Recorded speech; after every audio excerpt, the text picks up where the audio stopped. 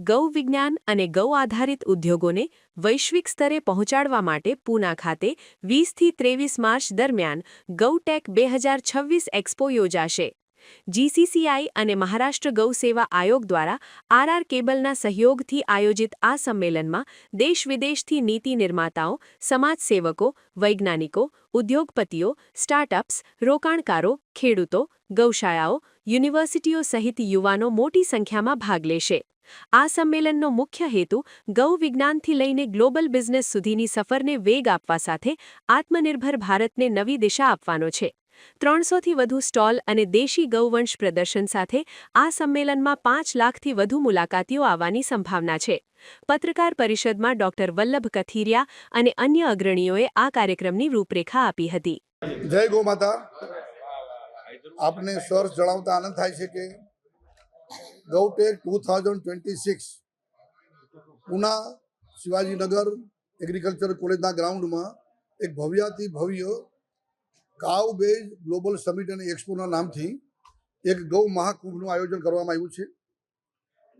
20 માર્ચથી 23 માર્ચ 4 દિવસ માટેના આ મહાકુંભમાં દેશભરના ગૌ ઉદ્યમીઓ પોતપોતાના સ્ટોલ રાખશે। ગાયના દૂધ, દહીં, ઘી, ગોબર, ગૌમૂત્ર, ચારો, એની મશીનરી, એનું મટીરિયલ, એની ફોરવર્ડ લિંકેજીસ, બેકવર્ડ લિંકેજીસ, આ બધાના સાથેના સરકારી મશીનરી, સરકારી સ્કીમ, સહકારી ક્ષેત્ર, ઉદ્યોગપતિઓ, આ બધાનો ત્યાં એક સમન્વય થશે કે જેથી કરીને ગાય સાચા અર્થમાં કલ્યાણકારી છે, જીવનદાયિની છે। સાથે અનેક સેમિનારનું આયોજન કરવામાં આવ્યું છે। ગાયના મહત્વને, ગાયની ઉપયોગિતાને સમજીને એ પર્યાવરણ રક્ષા માટે હોય કે આરોગ્ય રક્ષા માટે હોય, ભૂમિ રક્ષા માટે હોય કે આપણી માનસિક રક્ષા માટે હોય, આ બધા માટે ગાયની ઉપયોગિતાને ત્યાં વૈજ્ઞાનિક રીતે સમજાવવાનો એક આ દ્રષ્ટિકોણ અલગ રીતે ત્યાં તૈયાર કરવામાં આવ્યો છે।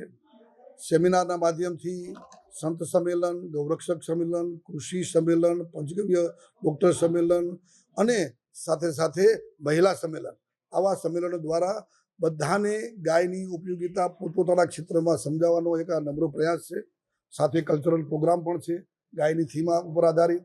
ત્યાં ગૌ ગ્રામ બતાવવામાં આવશે, એક આદર્શ ગૌશાળા મોડેલ, ગૌ યજ્ઞ, અગ્નિહોત્ર થશે। ત્યાં ઓવરઓલ સંતો દ્વારા સમગ્ર ચેતના જગવાનું કામ પણ કરવામાં આવશે। તો આ રીતે એક મહાકુંભ દ્વારા સમગ્ર રીતે ગૌ ચેતના, ગૌ સંવેદના જગવાનો આ એક પર્વ છે। સૌ લોકોને આમાં પૂના મહારાષ્ટ્રના જે શિવાજી મહારાજની ધરતી છે, સંત જ્ઞાનેશ્વરની ધરતી છે, સંત તુકારામની ધરતી છે, લોકમાન્ય તિલકની ધરતી છે, એના એગ્રીકલ્ચર કોલેજના ગ્રાઉન્ડમાં 20 માર્ચથી 23 માર્ચ 2026 અત્યારે ગામડાના યુવાનો પોતાના ગામમાં જમીન હોય છે, ખેતી હોય છે, પણ શહેર તરફ આકર્ષાઈને આ 5 અને 10 કે 20 હજારમાં ગમે તે નોકરી કે પાન બીડીની દુકાન નાખે છે। પરંતુ એ જ યુવાનો જો આ વાતને સમજશે કે મારા ગામની 10 વીઘા જમીનમાં પણ હું 10 ગાયો રાખીને એના દૂધ, ગૌમૂત્ર અને ગોબરનો ઉપયોગ એ દ્વારા આ નાનો એક અત્યારે સ્મોલ સ્કેલ, મીડિયમ સ્કેલ અથવા લાર્જ સ્કેલ સુધી પણ જો ઉદ્યોગ કરું તો 1000 રૂપિયા કમાઈ શકું છું, આંત્રપ્રિન્યોર બની શકીશું, આત્મનિર્ભર થઈ શકું છું।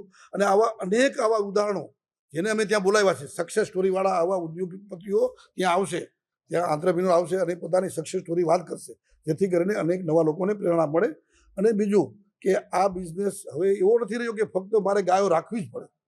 હું ગાયનું ગોબર, ગૌમૂત્ર ખરીદી લઉં, હું મારો પ્લાન્ટ બનાવું, શહેરમાં રહું, હું માર્કેટિંગ કરું, ડિજિટલ માર્કેટિંગથી ફક્ત ને ફક્ત દીવડાઓ વેચ્યા હોય 1 કરોડ રૂપિયાના, એવા પણ યુવાનો છે કે જેમણે દીવાઓ બનાવ્યા બહેનો પાસે, એમની પાસે ખરીદીને પોતે ડિજિટલ માર્કેટથી દેશ અને દુનિયામાં વેચાશે।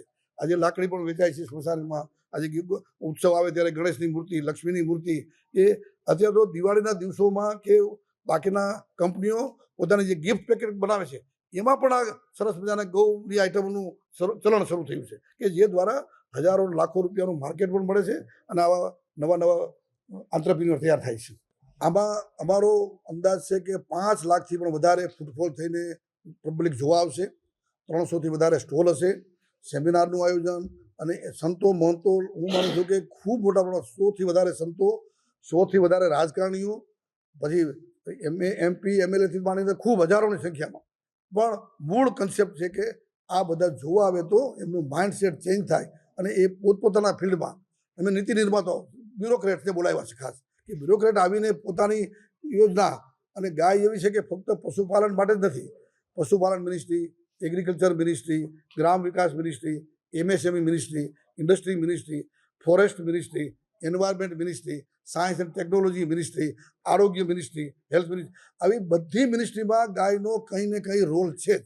અને ઇવન ફોરેન મિનિસ્ટ્રીમાં, કારણ કે આપણે NRI પાસેથી લાગુ છે ડોનેશન, તો મેં હમણાં એક CSR સમિટમાં એ વાત કરી કે હવે તમે બધા ડોનેશન જે આપો છો ગ્રામ વિકાસમાં, ક્યાંક શિક્ષણ માટે અથવા તો ક્યાંક આરોગ્ય માટે, હવે તમારું ડાયવર્ટ કરીને તમારા ગામની કે તમારા જિલ્લાની ગૌશાળાને સ્વનિર્ભર કરવા માટે એના ગૌમૂત્ર ગોબરમાંથી કંઈક આઈટમ બનાવીને બહેનોને રોજગારી મળે, જે આપણે વાત કરી, યુવાનો તૈયાર થાય આંતરપ્રિન્યોર નવા, એટલા માટે તમે ડોનેશન તમારું એમાં ડાયવર્ટ કરો, CSR તમારું એમાં ડાયવર્ટ કરો.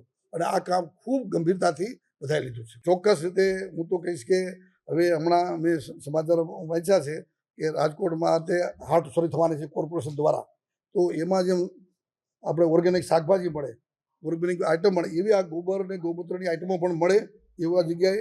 પ્લસ હું તો કહીશ કે હવે નવા નવા આંતરપ્રિન્યોર થાય ને પોતપોતાની રીતે બિઝનેસના રૂપમાં પણ આવે, એક નહીં અનેક હાટ થાય એવા અમારા પ્રયાસ છે.